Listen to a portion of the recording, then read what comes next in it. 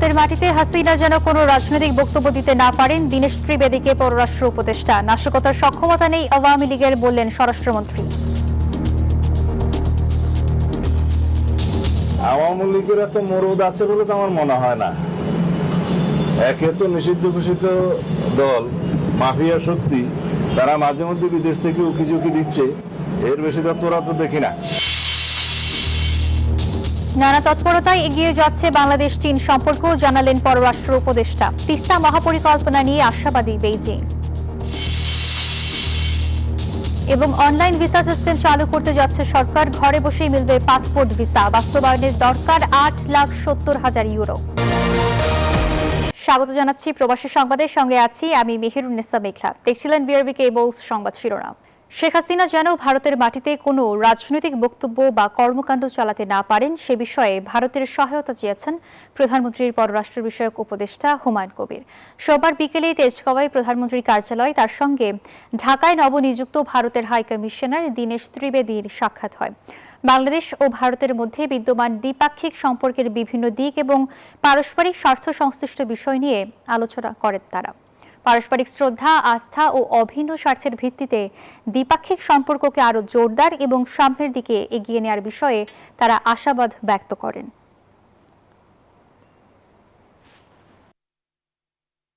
5 অগস্টকে কেন্দ্র করে দেশে নাশকতা করার মতো সক্ষমতা নিষিদ্ধ সংগঠন আওয়ামী লীগের নেই। তবে দেশের আইনশৃঙ্খলা পরিস্থিতি নিয়ন্ত্রণে রাখতে সর্বোচ্চ চেষ্টা রয়েছে সরকারের, জানিয়েছেন স্বরাষ্ট্রমন্ত্রী সালাউদ্দিন আহমেদ। সচিবালয়ে তিনি আরও বলেন, উগ্রবাদীদের তৎপরতা নিয়ন্ত্রণে পুলিশের বিশেষ বাহিনী কাজ করছে। বিভিন্ন জায়গায় বোমা পাওয়ার বিষয়টিও খতিয়ে দেখা হচ্ছে।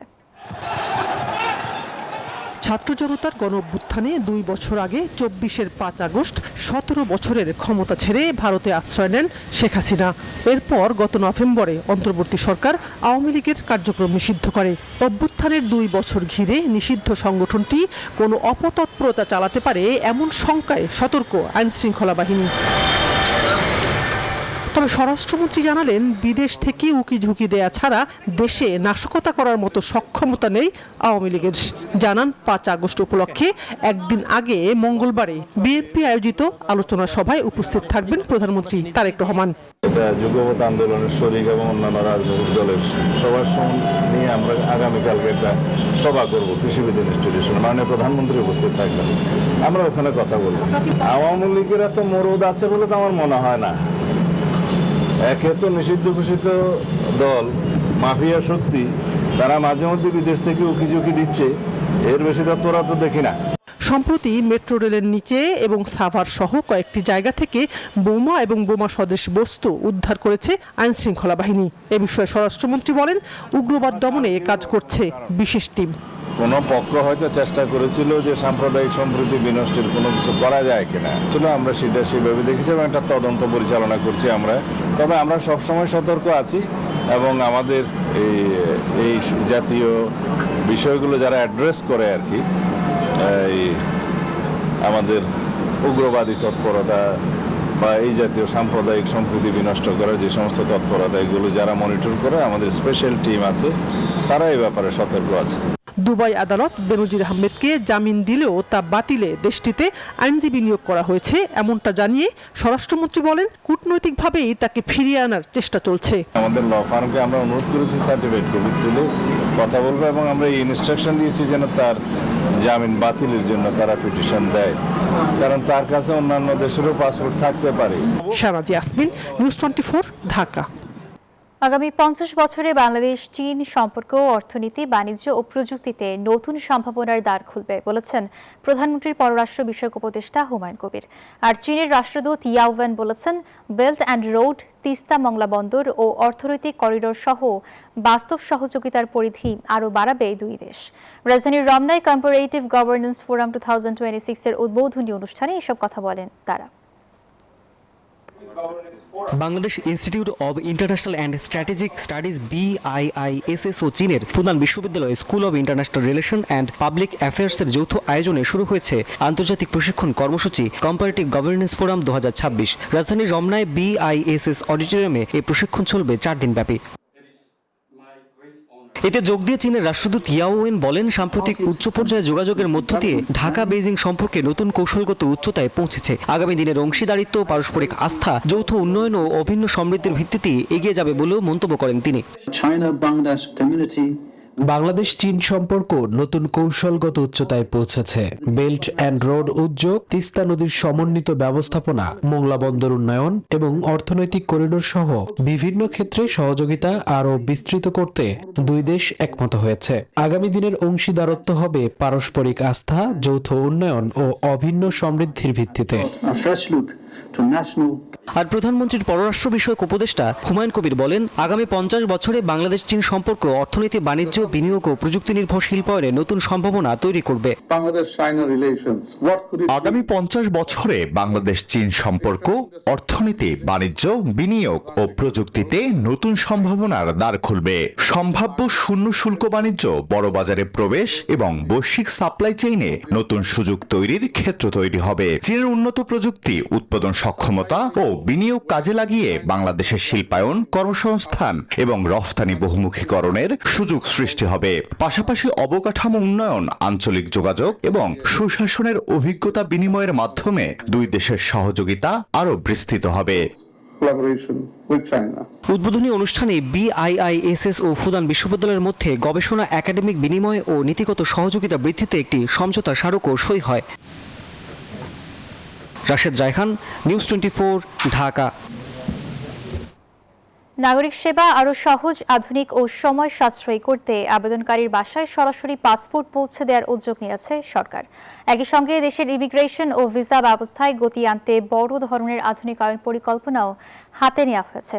এর অংশ হিসেবে বর্তমানে প্রচলিত স্টিকার ভিসার পরিবর্তে সর্বাধুনিক প্রযুক্তির অনলাইন ভিসা সিস্টেম চালু করতে যাচ্ছে সরকার।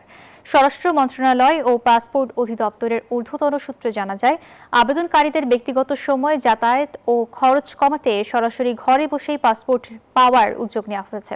সেবাটি চালুর লক্ষ্যে ইতোমধ্যে প্রশাসনিক অনুমোদনের জন্য মন্ত্রণালয়ে প্রস্তাব পাঠানো হয়েছে। এই পরিকল্পনা বাস্তবায়নে মোট 8,70,000 ইউরো বরাদ্দের প্রয়োজন ধরা হয়েছে। মরক্কো থেকে স্পেনের সেউতা সীমান্তে নজিরবিহীন অভিবাসী ঢলে প্রাণহানি বেড়ে 72 জনে দাঁড়িয়েছে। গত কয়েকদিনের সমুদ্র ও সীমান্ত প্রাচীর ডিঙিয়ে প্রায় 60,000 মানুষ স্পেনে প্রবেশের চেষ্টা করে। এ সময় পদদলিত হয়ে ও সাগরে ডুবে এই মৃত্যুর ঘটনা ঘটে। এরই মধ্যে মরক্কোয় ফিরে গেছেন 48,000-এরও বেশি মানুষ। পরিস্থিতি সামাল দিতে সমুদ্রে ভাসমান প্রতিবন্ধক বসিয়েছে স্পেন। এছাড়া স্পেনের সাথে সেনজেন যাতায়াত স্থগিত করেছে ইতালি। সামাজিক মাধ্যমে ছড়ানো গুজবের কারণেই মূলত এই বিশাল অভিবাসী ঢল নেমেছে বলে জানিয়েছে মরক্কো।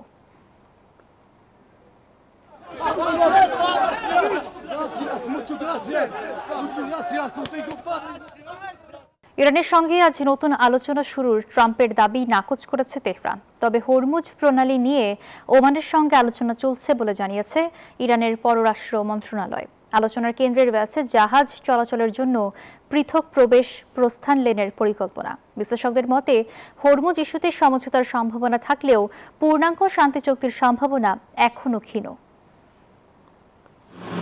কূটনৈতিক মঞ্চে একদিকে আশার বার্তা, অন্যদিকে অস্বীকৃতির দেয়াল। ট্রাম্প বলছেন ইরানের সঙ্গে নতুন আলোচনা শুরু হচ্ছে, কিন্তু সেই দাবিতে সোজা সাপটা না বলেছে তেহরান। ইরানের পররাষ্ট্র মন্ত্রণালয়ের দাবি, যুক্তরাষ্ট্রের সঙ্গে এখনো কোনো আলোচনা চলছে না। তবে হরমুজ প্রণালী দিয়ে ওমানের সঙ্গে আলোচনা চলছে বলে নিশ্চিত করেছে তেহরান। আলোচনা কেন্দ্রে রয়েছে জাহাজ চলাচল নির্বিঘ্ন রাখতে পৃথক প্রবেশ ও প্রস্থান লেনের পরিকল্পনা। এই প্রক্রিয়ায় কোনো বিদেশি হস্তক্ষেপ নয়, দ্বিপক্ষীয় আলোচনাকেই গুরুত্ব দিচ্ছে ইরান। হরমুজ প্রণালীর কৌশলগত ব্যবস্থাপনা নিয়ে ওমানের সঙ্গে আলোচনা করছি। এজন্য অনুমতি নিতে হবে এবং সার্ভিস টোল পরিশোধ করতে হবে। এদিকে কূটনৈতিক সূত্রের দাবি, কাতার ও পাকিস্তান পরোক্ষ যোগাযোগের চেষ্টা চালাচ্ছে, যদিও এই বিষয়ে আনুষ্ঠানিকভাবে কিছু জানায়নি তেহরান। বিশ্লেষকদের মতে, হরমুজ ইস্যুতে সমঝোতার সম্ভাবনা থাকলেও পারমাণবিক কর্মসূচি ও যুক্তরাষ্ট্র ইরান সম্পর্ক নিয়ে পূর্ণাঙ্গ শান্তি চুক্তি এখনো অনেক দূরের লক্ষ্য। চন্দ্রানী চন্দ্রা, নিউজ 24।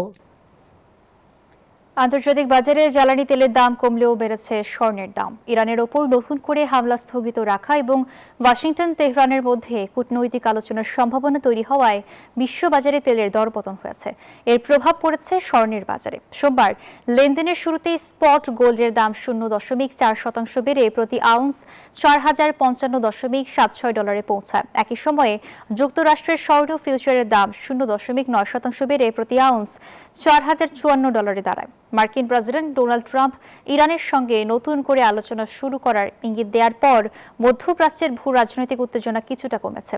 এর প্রভাবে আন্তর্জাতিক বাজারে অপরিশোধিত তেলের দাম 5% বেশি কমে যায়। একই কারণে বেড়ে যায় স্বর্ণের দাম।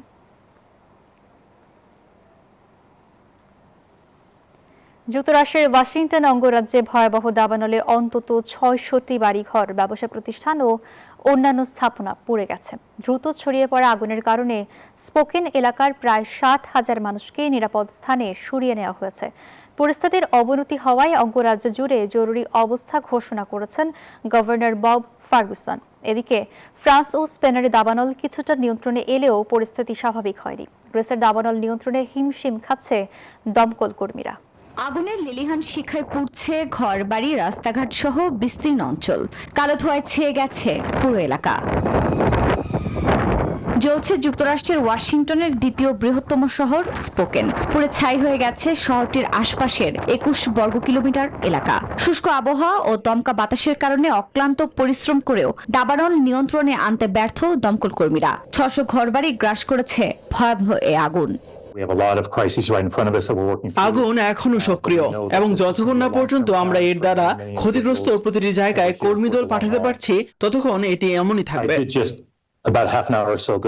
এর মধ্যে পূর্ব ওয়াশিংটন, পূর্ব ওরেগন, পশ্চিম ও মধ্য আইডাহো এবং পশ্চিম মন্টানায় বায়ু দূষণ সতর্কতা জারি করেছে দেশটির আবহাওয়া অফিস। এদিকে জ্বলছে ইউরোপও। দমকল কর্মীদের নিরলস চেষ্টায় স্পেন ও ফ্রান্সের দাবানল কিছুটা নিয়ন্ত্রণ এলেও পরিস্থিতি এখনো পুরোপুরি স্বাভাবিক হয়নি।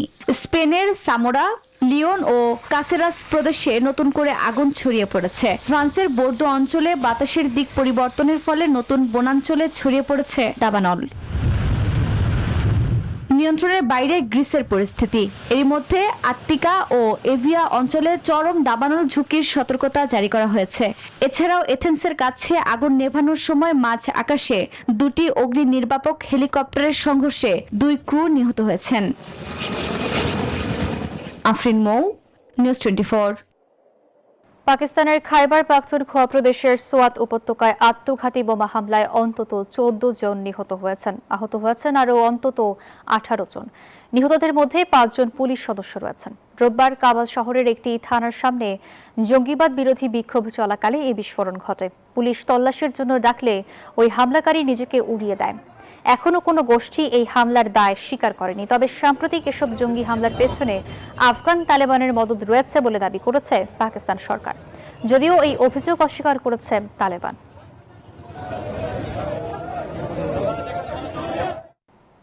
ভারতে রাম মন্দিরের অনুদান ইস্যুতে বিরোধীদের প্রতিবাদ ঘিরে সৃষ্টি হয়েছে নতুন উত্তেজনা। কংগ্রেস নেতা রাহুল গান্ধী, সাংসদ পাপ্পু যাদব সহ কয়েকজন বিরোধী নেতার বিরুদ্ধে অভিযোগ দায়ের পরেই উত্তপ্ত পরিস্থিতি সৃষ্টি হয়। শ্রীরামের মূর্তি নিয়ে প্রশ্ন ওঠাকে কেন্দ্র করে হট্টগোল ও হাতাহাতির অভিযোগ ওঠে। পাপ্পু যাদবের দাবি তার উপর হামলার চেষ্টা হয়েছে। রাম মন্দিরের দুর্নীতির অভিযোগ তোলায় তাকে রাজনৈতিকভাবে নিশানা করা হচ্ছে বলেও অভিযোগ করেন তিনি। সমাজবাদী পার্টি ও কংগ্রেসের দাবি এফআইআর রাজনৈতিক প্রতিহিংসার অস্ত্র। ভারতের বিহারের রাজনীতিতে নতুন সমীকরণ। বিজেপির শক্ত ঘাঁটি বাকিপুর উপনির্বাচনী লড়াইয়ে বাজিমাত প্রশান্ত কিশোরের। জনসুরজ পার্টির প্রধান হিসেবে নিজের রাজনৈতিক কৌশলের প্রথম বড় পরীক্ষায় সফল তিনি। একসময় নরেন্দ্র মোদী থেকে নীতিশ কুমার হেভি ওয়েট নেতাদের রণকৌশল সাজানো কিশোর এবার নিজেই প্রমাণ করলেন নেতৃত্বের ক্ষমতা। শিক্ষা, কর্মসংস্থান ও পরিবর্তনের বার্তায় তরুণ ভোটারদের আস্থা পেয়েছেন তিনি। জয়ের পর কিশোর বলেন, বিহারের মানুষ পরিবর্তনের বার্তা দিয়েছেন। এই জয় জনসুরজের বড় রাজনৈতিক আত্মপ্রকাশ। এদিকে মধ্যপ্রদেশের দাতিয়া কেন্দ্রে এগিয়ে রয়েছে কংগ্রেস এবং গুজরাটের মানজালপুরে এগিয়ে বিজেপি।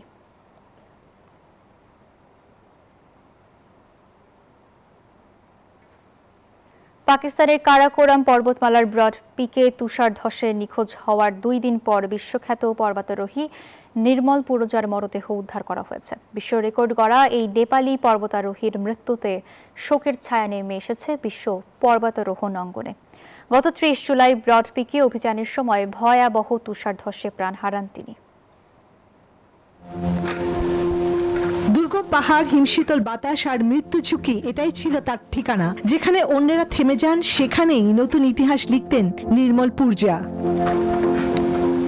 গোর্খা থেকে বিশ্বের অন্যতম সেরা পর্বতারোহী, এভাবেই গড়ে ওঠে নির্মল পুরজার গল্প। 18 বছর বয়সে সেনাবাহিনীতে যোগ দিয়ে যুক্তরাজ্যের অভিজাত স্পেশাল বোট সার্ভিসে 16 বছর দায়িত্ব পালন করেন। 2012 সালে শুরু করেন পর্বতারোহণ আর অল্প সময়ে জায়গা করে নেন বিশ্বের সেরাদের কাতারে। 2018 সালে পান ব্রিটিশ সাম্রাজ্যের সম্মানজনক MBE সম্মাননা। 2019 সালে প্রজেক্ট পসিবলের মাধ্যমে মাত্র 6 মাস 6 দিনে বিশ্বের 14টি 8000 শৃঙ্গ জয় করে গড়েন বিশ্ব রেকর্ড। সেই অবিশ্বাস্য অভিযাত্রা উঠে আসে নেটফ্লিক্সের আলোচিত প্রামাণ্যচিত্র 14 Peaks নাথিং ইজ ইম্পসিবল। দ্বিতীয়বারের মতো 14টি 8000 শৃঙ্গ জয়ের লক্ষ্যেই পাকিস্তানের ব্রড পিকে ফিরেছিলেন নির্মল পুরজা, কিন্তু 30 জুলাই ভয়াবহ তুষারধস থামিয়ে দেয় সেই অভিযান। কয়েকদিন পর উদ্ধার হয় তার মরদেহ।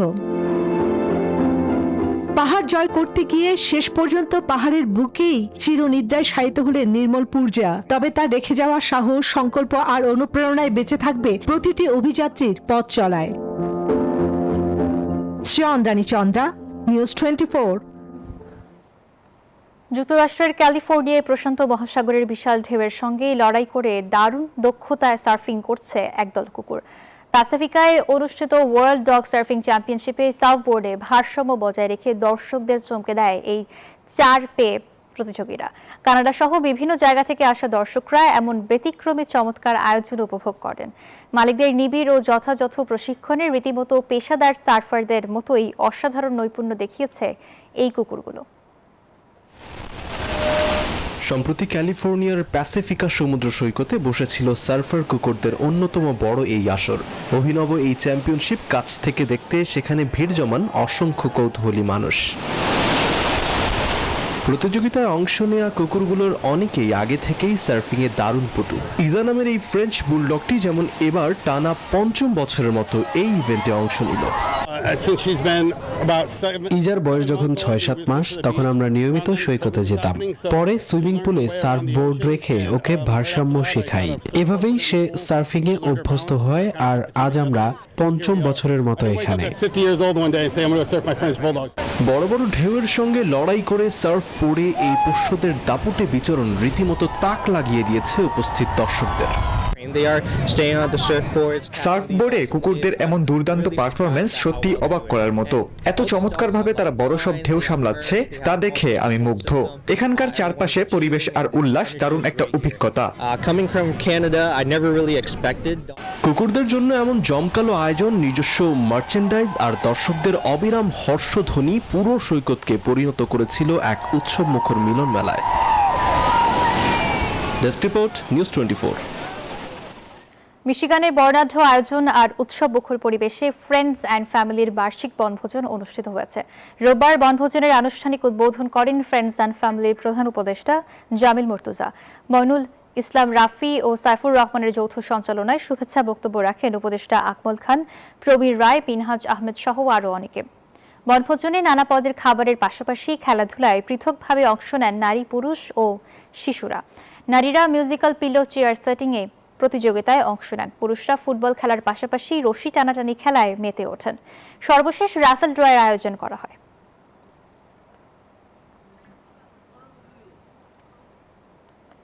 ভোরের আলো ফুটতেই ওমানের বারখা কেন্দ্রীয় ফল ও সবজি বাজারে শুরু হয় কর্মচাঞ্চল্য। দেশের বিভিন্ন প্রান্তে ফল ও সবজির সরবরাহের অন্যতম প্রধান কেন্দ্র এই বাজার। আর এই ব্যস্ততার মাঝেই সততা, কঠোর পরিশ্রম ও দক্ষতার মাধ্যমে সাফল্যের গল্প লিখছেন অনেক বাংলাদেশি। তাদেরই একজন মোহাম্মদ রাশেদ। শূন্য হাতে প্রবাস জীবন শুরু করে আজ তিনি প্রতিষ্ঠিত একজন সফল উদ্যোক্তা। পলাশশীলের তথ্যচিত্রে ডেস্ক রিপোর্ট। বাংলাদেশের বলতলী চরপাড়ার বাসিন্দা মোহাম্মদ রাশেদ জীবিকার সন্ধানে ওমানে যান তিনি। শুরুতে একজন সাধারণ শ্রমিক হিসেবে কর্মজীবন শুরু করেন। প্রবাস জীবনের শুরুতে তিনি খেজুর বাগানে কাজ করেছেন। প্রচন্ড গরমের মধ্যে দীর্ঘ সময় শ্রম দিয়েছেন। কখনো ছাগল চড়িয়েছেন, কখনো উটের দেখাশোনা করেছেন। কঠিন সেই সময়ে সততা, নিষ্ঠা ও আন্তরিকতার মাধ্যমে নিয়োগকর্তার আস্থা অর্জন করেন তিনি। আমরা এখানে মূলত বিজনেস করি হোলসেল, আমরা কিলো হিসাব করে সেল করি না, হোলসেল আমরা পাইকারি। সেই আস্থার ভিত্তিতেই একসময় রাশেদকে নিয়ে আসা হয় বারখা কেন্দ্রীয় ফল ও সবজি বাজারে। সেখান থেকেই শুরু হয় তার নতুন পথ চলা। ধীরে ধীরে বাজারের কাজ শিখে কঠোর পরিশ্রম, অভিজ্ঞতা ও অধ্যবসায়ের মাধ্যমে গড়ে তোলেন নিজের ব্যবসা। আলহামদুলিল্লাহ, মার্কেটে ভালো, পরিস্থিতি ভালো, ব্যবসা বাণিজ্য ভালো। বর্তমানে তিনি ওমানের বিভিন্ন হাইপার মার্কেট, সুপার শপ, পাইকারি ব্যবসায়ী এবং বিভিন্ন অঞ্চলের খুচরা দোকানে নিয়মিত ফল ও সবজি সরবরাহ করছেন। সময়মতো মানসম্মত পণ্য পৌঁছে দিয়ে ব্যবসায়ী মহলে একজন নির্ভরযোগ্য উদ্যোক্তা হিসেবে পরিচিতি পেয়েছেন তিনি। সংগ্রামকে শক্তিতে পরিণত করে নিজের অবস্থান তৈরি করা রাশেদের এই গল্প শুধু একজন উদ্যোক্তার সাফল্যের গল্প নয়, এটি প্রবাসে কঠোর পরিশ্রম, সততা ও অধ্যবসায়ের মাধ্যমে স্বপ্ন জয়ের এক অনুপ্রেরণামূলক দৃষ্টান্ত। Desk report, news 24। আর এই ছিল প্রবাসের সংবাদের সঙ্গে থাকার জন্য ধন্যবাদ।